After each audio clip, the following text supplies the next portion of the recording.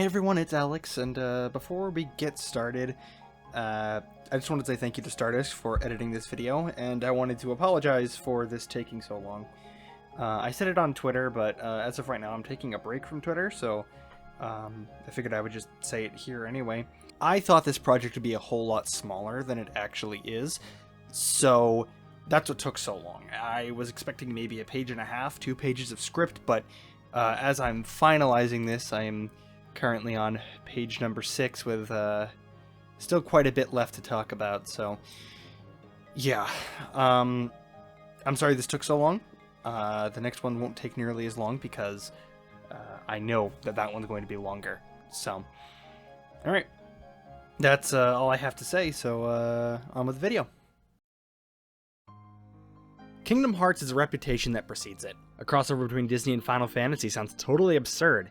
And with how complicated the story has become over the years, that's really what the people know the series for. That, and the absolutely absurd dialogue in each game. That was undeniable proof that we totally owned you, lamers. With such reputation, you gotta wonder what started these stereotypes in the first place, and what specific moments caused them to be perpetuated. So, despite the fact that that's a complete lie, and the real reason I wanted to play these games is a mix of much better reasons, I'm gonna say that's why I started this series.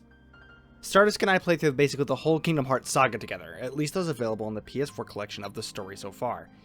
I played Kingdom Hearts 1 and Chain of Memories mostly solo, and that Chain of Memory video is going to be much bigger, so I'll most likely save that for later.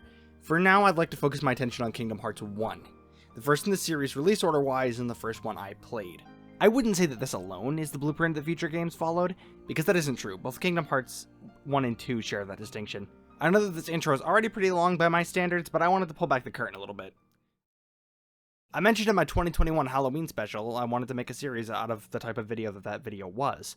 And as of writing this exact paragraph in the process, I changed my mind in assuming that this video will be one of those. I never specifically set out to make those kinds of videos, but I often have hunches on how these scripts will go. But now that I'm actually sitting down and putting my pen to paper, or rather keystrokes to Google Docs, I'm realizing that I might have a lot more to say than I thought. I'm going to be a lot more laid back in this review. Yeah, I'll still go over what works and what doesn't, but I have a lot more to say beyond that, and you'll see what I mean when I actually go through that part of the video. So, let's get started. Kingdom Hearts 1's bread and butter is fighting Heartless. That's mostly what we'll be doing in this game. From Traverse Town till endgame, oh yeah, spoilers, you'll be fighting wave after wave of these guys, over and over. The amount of fun that you'll have fighting these guys is dependent on the Heartless that's right in front of you, but so will the combat system. Every Kingdom Hearts game controls very similarly, at least with what I'm about to talk about, and it doesn't change much throughout the series. You've got a basic attack combo with your Keyblade on the X button that can be grounded or in the air. Abilities like Combo Plus and Air Combo Plus can increase your combo count and make you more effective with melee. From there, you have a few other options. Using up and down on the D-pad, you can cycle through the menu. On that menu are a few options. One of them is to use items like potions, ethers, and the like. You have a certain amount that you can equip at a time, and so can your party members. Both them and you can get more item slots from leveling up from completing storyline events or optional challenges. This is way more balanced in comparison to the system of other RPGs at the time, where you have a bottomless item pool as long as you have been buying a steady supply. I will say, your party members tend to squander the items you give them on default settings, but you can alter what their AI favors so that they fight and use items like you'd like them to. On the same menu is Magic, which is your main damaging and support options, however I'll talk about each spell as they're introduced. The story of Kingdom Hearts 1 is pretty simple. The individual worlds don't tie into the overall plot much, but I'll still talk about them. For now, the surface level plot. I won't be talking about details that were introduced in other games here, but Sora, Riku, and Kairi are 3 kids living on the Destiny Islands. They are all very eager to see the outside world and are incredibly amazed at the prospect of there being other worlds out there. The 3 of them have a very unique dynamic, and you can tell that they're good friends. Sora's kinda cheesy, but it's also kind of endearing in this game. Riku is kinda edgy, but like with Sora, they handle it well, and so he's pretty endearing, in spite of the issues that edgy characters can bring. Kairi is sweet and reserved in this game, but we don't get to see too much of her, which is a shame. I feel like there was potential to flesh out her character a lot more in this game. Sora and Riku are rivals, and you can watch that very realistic friendship that is found in that rivalry on Destiny Islands when you go through the tutorial. Together they decide to build a raft and sail to other worlds to follow their dreams. Just before they set off, however, their world is swallowed by the dark forces. Kairi loses her heart to the Heartless, Riku is sent to Hollow Bastion through a dark corridor, and Sora is sent to Traverse Town where he's woken up by Pluto. While this is happening, the king, Mickey Mouse, has left on some quest, and he's asked Donald and Goofy to look for some key in Traverse Town. That key winds up being Sora. After a sequence that to me seems straight out of Scooby-Doo, Sora meets up with Donald and Goofy and fights guard armor. This is where you get the power of fire, which is a simple projectile with a slight upward arc. It's very simple, yet an effective option for what it is. It stays relevant throughout the whole game due to its effective implementation and low NP cost, which I'll get into later. The Heartless here are seen throughout the game, and they're pretty solid. Shadows are the first pureblood Heartless that you see. They're pretty basic and meant to be fodder. Soldiers are the first really dangerous Heartless. They have a few attacks and multiple ranges. They're all melee based, but with a long range kicks, so that doesn't really matter in the early game. Once you get guard though, you can use it to counter them. Large bodies are immune to melee from the front, but are susceptible to it from their backs. Magic, however, shreds them from anywhere. Air soldiers are exactly what they sound like, flying versions of soldiers, and the most annoying enemies in the early game, and honestly, arguably in the entire game. Here in Traverse Down, you also learn your first real ability, Dodge Roll. It costs AP to equip, like most every other ability in the game. Abilities are usually augmentations to your movesets, but some impact stats and whatnot. I already talked about Combo Plus and Air Combo Plus, so let me talk about a few others. MP Haste increases the rate at which melee attacks generate MP, which they do by the way. Strike Rate is one of the few limit breaks in the game. Press triangle and spend 2 MP to throw your Keyblade while invincible a few times. Finally, the shared ability High Jump does exactly what you'd think it does. Before you can move on to any actual worlds, you have to take a ride on the Gummy Ship. Imagine a slower Star Fox, but bad. That's the Gummy Ship. All but one Gummy Ship segment is too easy and boring, and that's literally the very last one. And even then, it's just because it's slightly difficult and boring. You can customize your ship, but there's no real point. Just add new weapons and tools onto the base model. That's what I do. I'll be honest, I just mentioned this for the sake of mentioning this. I'll talk about it more when we get to Kingdom Hearts 2. From there, we're thrown into our first few worlds, like I just mentioned. We have access to Wonderland, Olympus Coliseum, and Deep Jungle. I usually start with Wonderland, so let's start by recapping the plot of that world. The Queen of Hearts apparently had someone attempt to steal her heart, and blames Alice for it, locking her up. You have to find clues to clear her name. You can get as many or as few clues as you want. The more clues you collect, the better chance you have of winning the shuffle game and letting Donald and Goofy into the fight. The fight being a fight with the card guards. This fight isn't bad at all, and it's fairly unique amongst the mini-bosses. You have to destroy the cranks on the tower to end the fight, which isn't too bad even on Proud Mode. Afterwards, you go fight the Trickmaster in the Bazaar Room. This isn't too bad of a fight, just jump up, hit it in the jonk, and win. The Heartless here are the same as in Traverse Town, but you get my favorite spell in the game, Blizzard. Blizzard is an interesting case in this game when compared to the rest of the series. In later games, Blizzard is just a singular projectile that can pierce enemies. Here, Blizzard is an AoE shotgun-like weapon, and it works as an arguably better way to deal with groups than Thunder, which we'll talk about when we get to Olympus. As dumb as it sounds, it reminds me of the Super Shotgun from Doom 2. In that game, it shoots 20 pellets in a radius, and it's the only weapon in the game with vertical bloom, with the regular shotgun only having horizontal bloom. The way that it looks is very reminiscent of how the Blizzard spell fires in Kingdom Hearts when you cast it in the air, at least in Kingdom Hearts 1. That means that bigger enemies get hit more times than the rest. This takes away as much MP as fire, meaning one segment. Everything else takes at least one whole MP, so let me explain this whole segment system. Each MP point has a segment of a secondary orange bar associated with it. If you have a full bar and a max of 3 MP, you have 3 segments until you drop to 2 MP. Then you have 2 segments until you drop to 1 until you drop to nothing. That means with 3 MP you can cast Fire or Blizzard 6 times. When you get later on in the game, and you play it like I did in my Proud Mode run, where you have 12 or more MP, you can cast those spells 78 times at a full charge without running out. That's why I say that Blizzard is as good, if not better than Thunder. You can cast it so much before running out, and with it being a shotgun-like projectile, it's very effective against bigger foes, as I said before. That was a lot to explain, so let's move on. The next world that I usually go to is Deep Jungle. This world sucks, I'll be blunt. Donald didn't even want to stop, but Sora made him, causing the two to be mad at each other the entire world. First you fight Sabor and meet Tarzan after, who can join your party. And then you head down to the camp to meet with Donald and Goofy, only to go to the trees, and then back to the treehouse, and then back to the camp, and then back and forth, and back and forth, and back and forth, until finally facing Clayton. Nothing ever happens until the boss, and even then the boss isn't even that bad. It just sucks that the world attached to it is terrible. While the design of the world is subpar, the Heartless introduced here are pretty solid. Power Wilds are just different soldiers, but Bouncy Wilds steal your money, causing you to scramble. They aren't amazing, but not awful. What is amazing is Cure, the spell that you get for beating the world boss. No longer do you need to scroll to just use an item, and then have to remember to restock them afterwards. Just set Cure to the X button, or whatever the confirm button is on your current console, in the shortcut menu, and get near instant HP. Needless to say that this is my most used spell, despite the full MP cost. Olympus is usually where I go next, and this one is much better. There's a tournament going on, and our Lord and Savior Danny DeVito says that we aren't heroes. The group gets reasonably pissed and we join the tournament. We fight and meet up with Cloud, who kicks Sora's butt. Doesn't really matter if you win or lose this fight, because either way Hades will crash the party with Cerberus. This fight's actually kinda hard, so much so that the Hades Cup version that you unlock at the end of the game only has more health bars, not new attacks. I really love this world, and not just because the tournaments are fun, but I'll talk about them later. The only unique enemies here are the bosses from the tournament and Cerberus, but you can get a lot of magic here, so it works out. The only ones you don't have to backtrack to get are Thunder and Gravity, both cost 1 MP point. Thunder is pretty standard. You fire down a few thunderbolts in a radius that do damage when you cast it. However, unique to this game is Gravity. It's an offensive spell that deals extra damage to heavy and flying enemies, both for obvious reasons. I don't use it much, but that's not because it's bad. Afterwards, you have to head back to Traverse Town. We meet Merlin during this trip, although you could have done it earlier. Here you get Simba's Summon Gem, which... wow, I totally forgot summons. They replace your party members most of the time for added effects. Simba has a chargeable roar, which is good for crowd control. Bambi drops MP restores and sometimes items. Dumbo has a magic water attack, which is decent for the small fry you didn't want to deal with.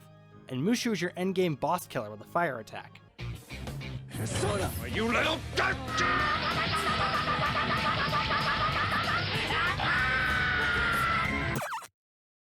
I did skip one there though, and that's Tinkerbell. Unlike the others, you don't lose any party members. This is because Tinkerbell is passive like Bambi, but instead of MP, it's health. She feeds you health directly and feeds it to the party members nearby. She only goes away if you die, at which she'll save you kinda like a Zelda fairy would, reviving you and putting you at full health.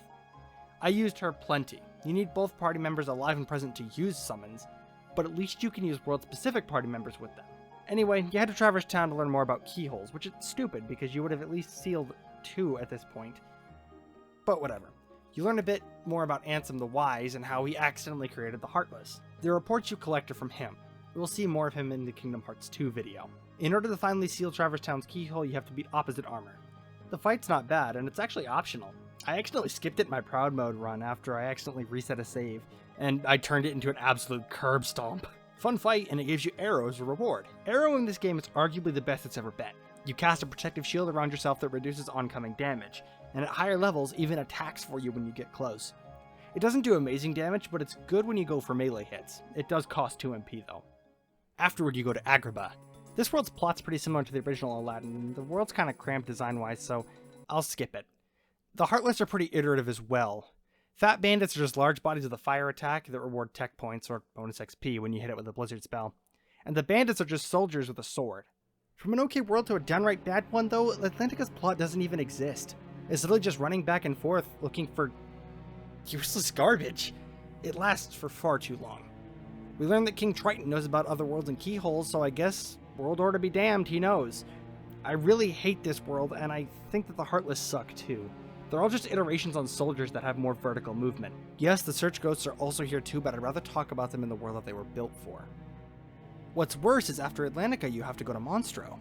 I usually just go through the motions of this world. I honestly forgot it existed, even after my Proud Mode run. I only remember when I went back to rank the worlds. It's ugly, labyrinthian, and not in a good way, and instead of having 2 unique mini-bosses, you just fight the same boss twice. Pinocchio gets dragged into something by Riku for some reason, and there's your plot. Afterwards, Geppetto moves into Traverse Town. At least you get high jump here, which is great, and the only reason I go here. I guess I could say that I feel similarly towards the 100-Acre Woods. No opinion whatsoever. So, no new Heartless except for the boss, which isn't too bad. At least you get Stop here, which works as you would expect, freezing enemies in time for a short time. With Stop, that's all the base magic spells in Kingdom Hearts 1. All of them are useful in their own right, but I find Fire, Blizzard, and Cure all the most useful in general purpose gameplay. I can usually let them carry me throughout the game without any real issues, including on the Proud Mode run I didn't record. Each spell has 2 upgrades that you can get from all over. Some you get via the story, and some you get in optional areas. It's all really fun to find, and all of these side quests haven't really been present in the rest of the series. Speaking of the rest of the series, I probably won't spend as long in the individual spells in the future unless magic changes considerably between the games. But enough about magic. Halloween Town is next, and it's a very cool world. First off, like the previous Agrabah and Atlantica, you get to have a world-specific party member. But instead of it being mediocre like Aladdin or Ariel, Jack Skellington is really good. He's arguably the best party member. Yeah, Donald can heal, but trust me when I say, man, he spends most of the game time here KO'd. Anyway, with this world, it sees Jack and the rest of Halloween Town trying to make a heartless Halloween, and so they try to give the Heartless a heart. It just winds up with Oogie Boogie stealing the heart and dying in the end. Despite how much I dislike the ending gameplay of this world, the rest of it is phenomenally done and it's probably my favorite world. The Heartless here are cool too. The Search Ghosts move slowly but have a pretty decent melee attack and the ability to teleport around, becoming intangible while they do. Neverland is a final Disney-themed world. It's almost entirely on Captain Hook's ship, which is something I really dislike. A specific later game did this world way better, and I'm going to draw from that. Birth by Sleep's Neverland is quite large, and you can explore all the major places that are featured in the movie. You go to Peter Pan's hideout, Skull Rock, Mermaid Lagoon, and no matter how hard I try to make this correct, I'll still piss somebody off, camp. Most of the movie takes place in Neverland, so I never understood why it was nothing but Captain Hook's ship and Big Ben. Captain Hook is a very fun but difficult boss, at least for me. He's pretty goofy and actually swears for some reason, so that's pretty cool. The pirates and air pirates are stronger versions of the soldier and air soldier respectively, but the pirate ship one is pretty unique and with a pretty decently long attack list that can be shortened by hitting certain parts with melee combos or a single fire spell. Each broken piece rewards tech points when broken. The story in Neverland is kinda neat.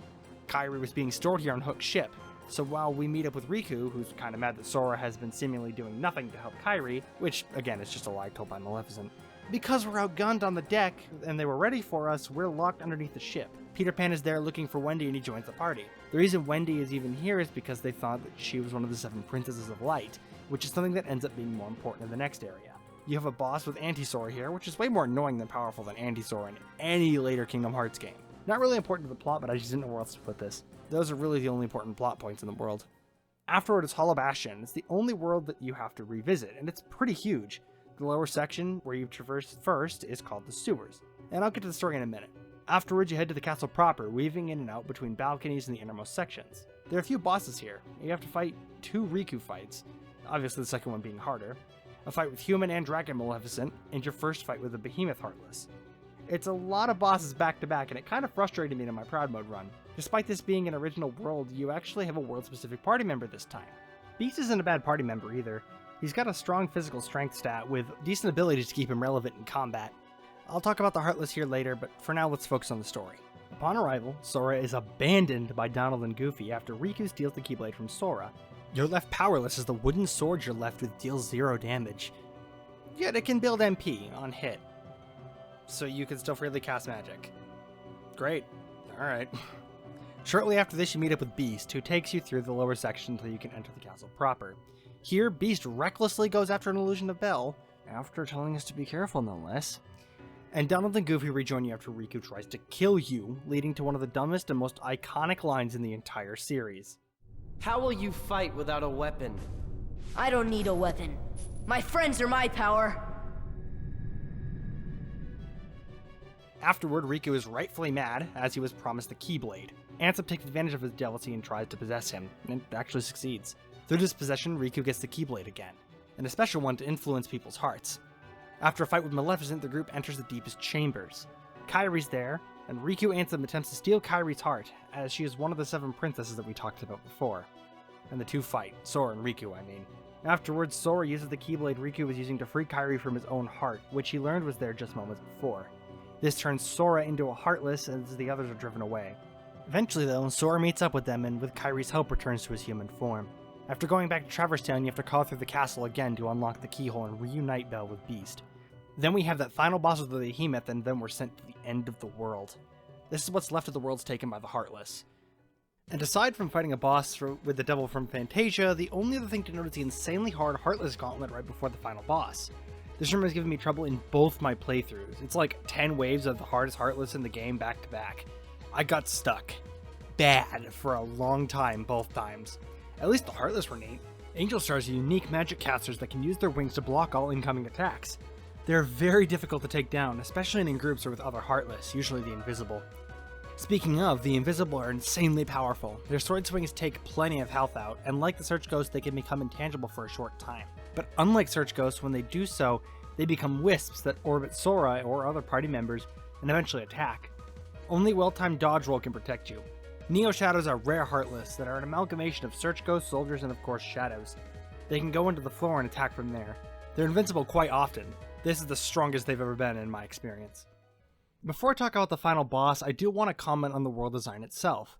The worlds here, in comparison to Kingdom Hearts 2 and beyond, are labyrinthian and more exploration focused. This can save certain worlds like Halloween Town. The only one that really suffers from this philosophy is Atlantica, which is so long and overstays its welcome tenfold. Stardust told me that he prefers this world style, and I can see where he's coming from, but I'll always prefer the style of later games, being a lot more linear but a lot less backtrack heavy.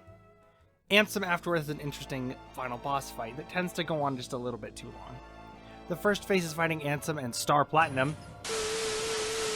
Ansem and his assistant Dark figure on a ruined version of Destiny Island with Donald and Goofy.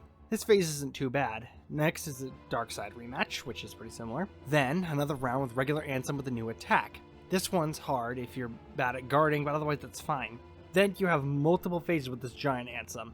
On Proud Mode, this fight is hell.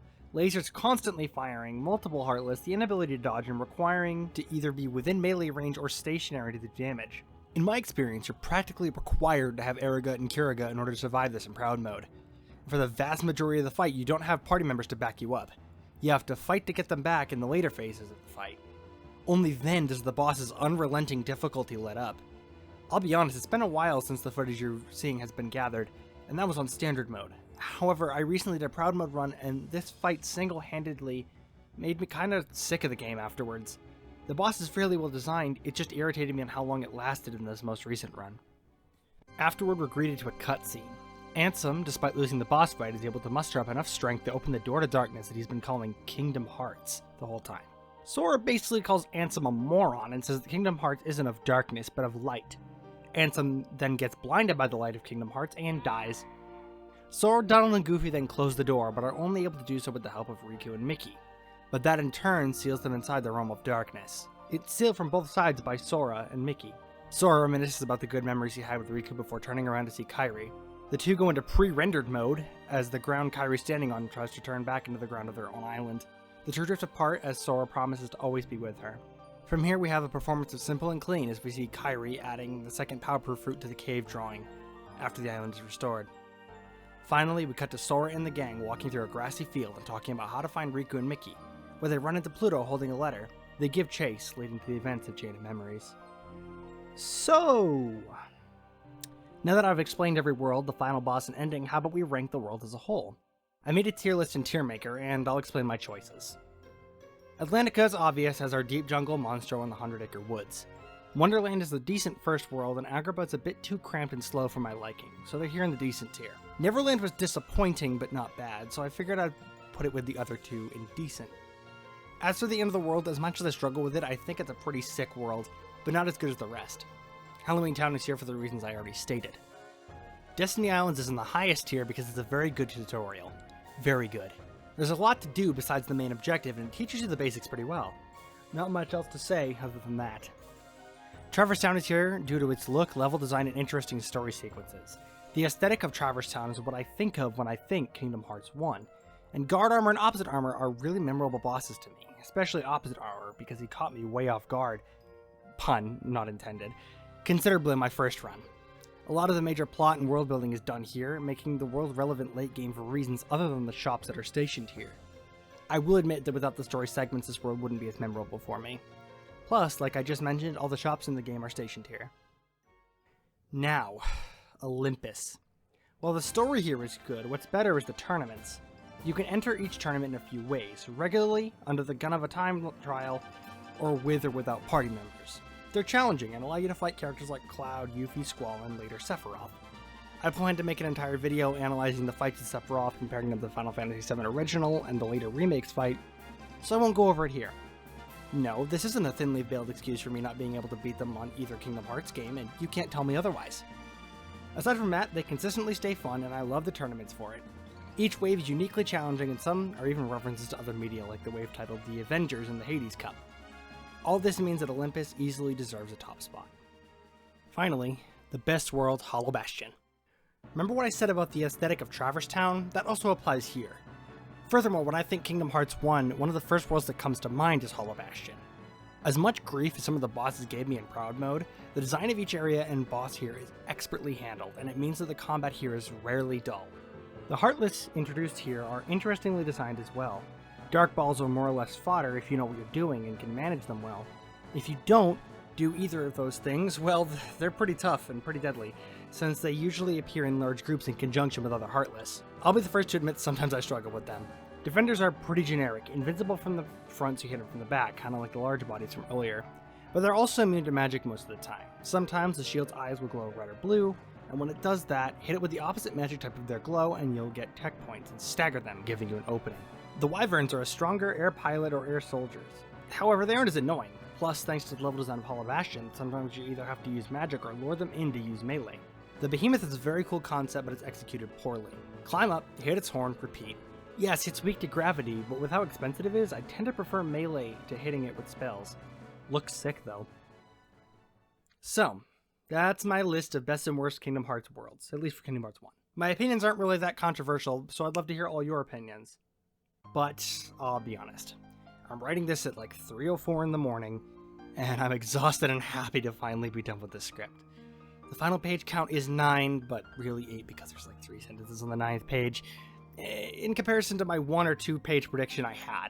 This is so long I'm debating calling this a retrospective instead of a review. Like I said, this is so much longer than I expected, and I think I'm gonna wrap this up. So, is Kingdom Hearts 1 good? Yes, despite my saltiness that I conveyed to Stadisk and calling it the worst by technicality, I've realized that this game is far from the worst. There are games that are lesser, and games that I just dislike. With that, I think I finally said all I needed to. So, I guess I'll see you guys next time. Take care, guys. Thanks, Stadisk.